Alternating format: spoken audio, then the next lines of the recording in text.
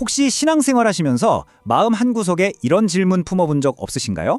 어쩌면 누군가에게 쉽게 털어놓지는 못했지만 계속 신경 쓰였던 그런 질문이요. 바로 방언이라는 은사, 그리고 이게 과연 우리의 구원과 어떤 관계가 있는지에 대한 이야기입니다. 오늘 저와 함께 이 중요한 주제를 솔직하고 또 깊이 있게 한번 들여다봤으면 좋겠습니다. 아마 지금 화면에 보이는 이 질문이 바로 여러분 마음속에 오랫동안 자리 잡고 있던 그 고민일지도 모르겠습니다. 다 같이 뜨겁게 기도하는 시간에 주변에서는 유창한 방언이 터져 나오는데 나만 조용히 우리말로 기도하고 있을 때, 그럴 때면 나도 모르게 내 믿음이 부족한가? 나는 왜 저런 특별한 체험이 없을까? 하는 생각에 괜히 작아지고 불안해지기도 하잖아요. 그런데요, 본격적인 이야기에 앞서서 제가 정말 중요한 사실 하나를 먼저 말씀드리고 싶어요. 만약 여러분이 바로 이 문제 때문에 고민하고 계신다면 그건 여러분의 믿음이 약해서가 절대 아닙니다. 오히려 정반대예요.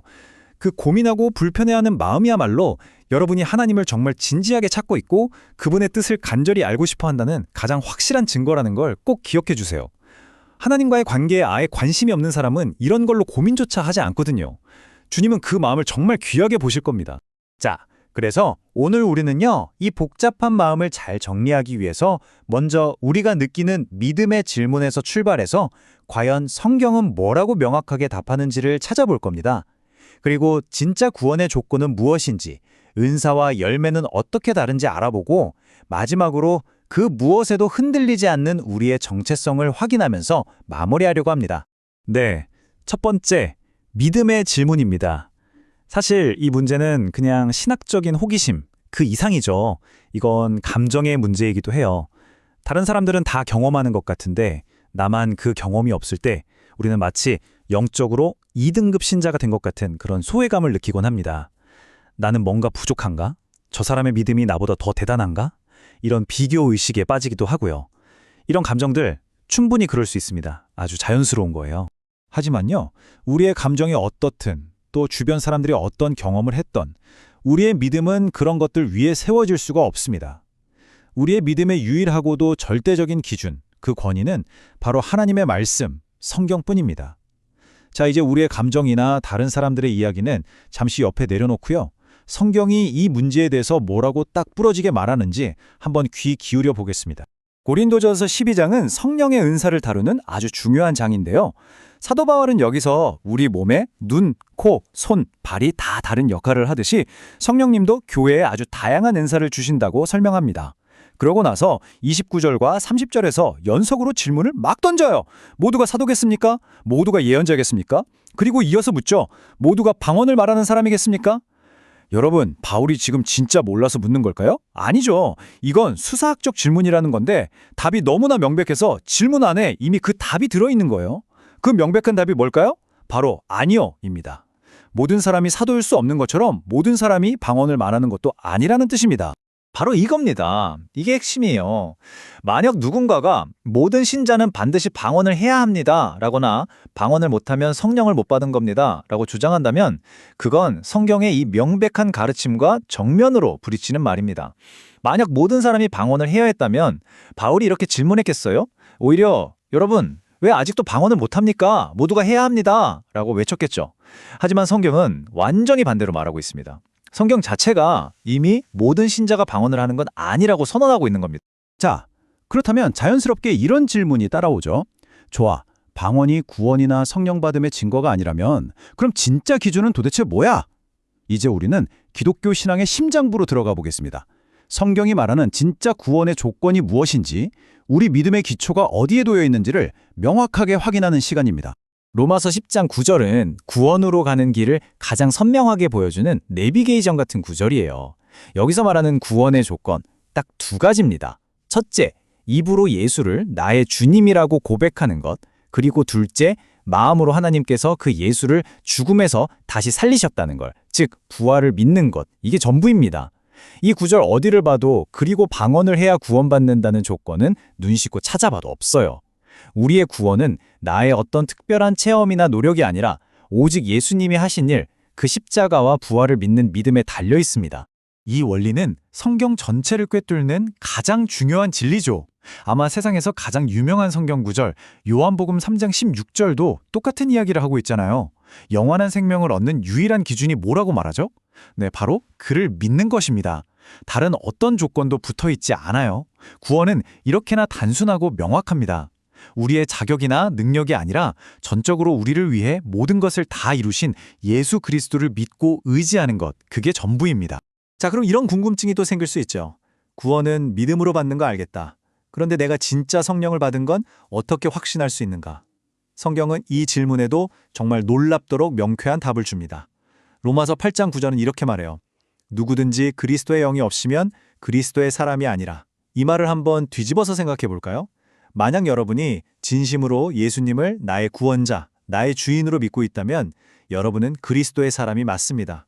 그렇다면 여러분 안에는 이미 그리스도의 영, 즉 성령님이 살고 계신다는 뜻이에요. 더 확실한 증거도 있습니다. 에베소서 1장 13절은 우리가 복음을 믿었을 때 약속의 성령으로 인치심을 받았다고 선언해요. 인치심이라는 건 옛날에 왕이 이건 내 거다 라고 증명하려고 문서에 도장을 꽝 찍는 걸 말하거든요. 성령님이 우리 안에 오셔서 너는 이제 하나님의 소유야 하고 보증 조장을 찍어주셨다는 거예요. 그러니까 여러분이 예수를 믿는다는 그 믿음 자체가 여러분 안에 성령님이 계시다는 가장 확실한 증거입니다. 여기서 우리가 절대 헷갈리면 안 되는 세 가지 개념이 있어요. 서로 다 연결은 되어 있지만 같은 말은 아니거든요. 첫째는 성령의 내주예요. 이건 우리가 예수를 믿는 그 순간 성령님이 우리 안에 들어와서 영원히 함께 사시는 걸 말해요. 모든 신자에게 주어지는 일종의 기본값이라고 할 수 있죠. 둘째는 성령의 은사입니다. 방언, 예언, 치유 같은 것들이 바로 여기에 속해요. 이건 성령님이 교회를 돕기 위해서 각 사람에게 자신의 뜻대로 나눠주시는 선물이에요. 셋째는 성령의 충만이고요. 이건 매일매일 내 뜻대로 살지 않고 성령님의 인도에 순종하면서 살아가는 상태 또는 과정을 말합니다. 자, 보세요. 방언은 이 세 가지 중에 두 번째, 은사라는 선물꾸러미 안에 있는 것 중 하나일 뿐이에요. 그러니까 이 은사가 없다고 해서 첫 번째인 성령의 내주, 즉 성령님 자체가 내 안에 안 계시다는 뜻이 절대로 아니라는 걸 분명히 구분해야 합니다. 그리고 성령님이 주시는 선물 상자 안에는 방언 말고도 정말 다양하고 멋진 선물들이 가득 들어 있습니다. 고린도전서 2장을 보면 그 목록이 쫙 나와요. 어떤 사람에겐 지혜의 말씀을, 어떤 사람에겐 지식의 말씀을 주시고요. 또 누구에겐 특별한 믿음을, 병 고치는 능력을, 기적을 행하는 능력을 주시기도 합니다. 예언하는 은사, 영들을 분별하는 은사, 방언을 통역하는 은사도 있죠.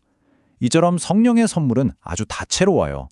방언은 그 수많은 아름다운 선물들 중에 하나일 뿐이지 유일하거나 가장 뛰어난 선물이 결코 아니라는 겁니다. 그리고 이 모든 선물들을 어떻게 받게 되는지에 대한 아주 중요한 원리가 바로 이 구절에 나와 있습니다. 은사는 그의 뜻대로 각 사람에게 나누어 주시는 것입니다. 이게 핵심이에요. 은사는 우리가 열심히 노력해서 따내는 자격증 같은 게 아니라는 거죠. 이건 전적으로 하나님의 주권, 즉 하나님의 마음에 달린 영역입니다. 성령님께서 우리 교회의 필요를 가장 잘 아시고 또 각 사람의 기질과 상황을 가장 잘 아셔서 가장 알맞은 선물을 그분의 기쁘신 뜻에 따라 주시는 거예요. 그러니 내가 어떤 은사를 받지 못했다고 해서 자책할 필요도, 다른 사람을 부러워할 필요도 없습니다. 하나님은 각자에게 가장 좋은 것을 주시니까요. 자, 이제 정말 중요한 이야기로 넘어가 보겠습니다. 지금까지 우리는 눈에 보이는 화려한 은사에 대해 이야기했는데요. 이제는 보이지는 않지만 훨씬 더 본질적인 증거인 열매로 우리의 시선을 옮겨보려고 합니다. 성경은 성령님이 우리 삶에서 일하고 계신다는 가장 확실한 증거가 무엇인지 아주 분명하게 이야기하거든요. 과연 그게 뭘까요? 정말 놀랍게도요. 바울은 은사에 대해 길게 설명한 고린도전서 12장 바로 다음에 그 유명한 사랑장인 13장을 딱 붙여놓습니다. 그리고 아주 충격적인 말로 시작해요. 만약 어떤 사람이 이 세상의 모든 언어, 심지어 천사들의 언어로 방언을 유창하게 말한다고 해도 그 사람 마음 중심에 사랑이 없다면 그건 하나님이 보시기에 그냥 소리나는 구리, 나 시끄러운 꽹과리 소리에 불과하다는 거예요. 그냥 텅 빈 깡통처럼 요란하기만 한 소음이라는 거죠. 이 말씀은 은사 자체가 중요한 게 아니라 그 은사를 사용하는 마음의 중심에 무엇이 있느냐가 훨씬 더 중요하다는 걸 보여줍니다. 이와는 대조적으로 갈라디아서는 성령님이 우리 안에 계실 때 우리 삶에 자연스럽게 맺히는 열매에 대해 말합니다. 은사가 외부로 나타나는 선물이라면 열매는 내면의 성품의 변화입니다. 은사가 무엇을 하느냐의 문제라면 열매는 어떤 사람이 되어가느냐의 문제인 거죠. 그 열매는 사랑, 기쁨, 평화, 인내, 친절, 선함, 신실함, 온유, 그리고 절제입니다. 은사는 어떤 사람에게는 주어지고 다른 사람에게는 주어지지 않을 수도 있지만 이 성령의 열매는 성령님을 모신 모든 신자의 삶에서 반드시 점진적으로 나타나야 하는 보편적인 증거예요.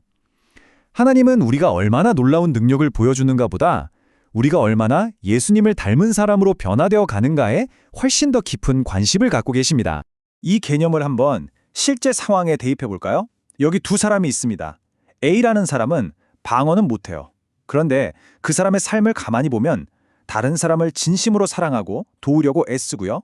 자기 죄에 대해서 슬퍼하면서 하나님 앞에 솔직하게 회개해요. 매일 조금씩이라도 예수님을 닮아가려고 애쓰는 모습이 보여요. 반면에 B라는 사람이 있습니다. 이 사람은 기도에만 가면 누구보다 크고 유창하게 방언으로 기도합니다. 그런데 공동체 안에서는 자꾸 갈등을 일으키고 자기 기준과 다른 사람들을 쉽게 판단하고 비난해요. 말에서는 회개보다 자기 자랑이 더 많이 묻어납니다. 자, 여러분이 보시기에 성경의 기준으로 볼 때 이 두 사람 중 누가 더 성령님의 인도하심을 따라 살고 있다고 할 수 있을까요? 답은 너무나 명확하죠. 그렇다고 해서 방언을 포함한 모든 은사가 쓸모없다거나 나쁘다는 뜻은 절대 아닙니다. 오해하시면 안 돼요. 사도 바울도 고린도전서 14장에서 나는 너희가 다 방언 말하기를 원한다고 말하면서 은사를 구하는 마음 자체는 격려하고 있어요. 방언은 정말 개인의 기도 생활을 풍성하게 하고 말로 다 표현 못할 깊은 마음을 하나님께 아뢰는 귀한 통로가 될 수 있습니다.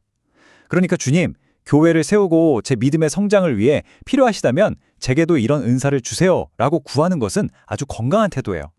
다만 중요한 건 균형입니다.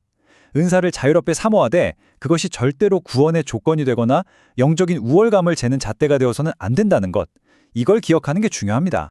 자, 이제 오늘 이야기의 여정을 마무리할 시간입니다. 지금까지 나눈 모든 이야기를 바탕으로 그리스도 안에서 우리의 정체성이 얼마나 견고하고 안전한지 다시 한번 선포하면서 우리 마음속에 혹시라도 남아있을지 모를 마지막 불안감까지도 깨끗하게 씻어내려고 합니다. 첫째, 우리 마음의 도장처럼 꽝 찍어야 할 진리입니다. 방언을 하느냐 못하느냐는 여러분의 구원과 단 1%도 관련이 없습니다. 구원의 유일한 조건은 오직 예수 그리스도를 믿는 믿음, 그것 하나뿐입니다. 이 진리 위에 굳건하게 서시길 바랍니다. 둘째, 이것도 꼭 기억하세요. 어떤 특별한 은사가 없다고 해서 여러분이 다른 사람보다 믿음이 약하거나 하나님께 덜 사랑받는 존재인 것은 절대로 아닙니다. 하나님은 우리에게 은사가 있나 없나로 등급을 매기지 않으세요.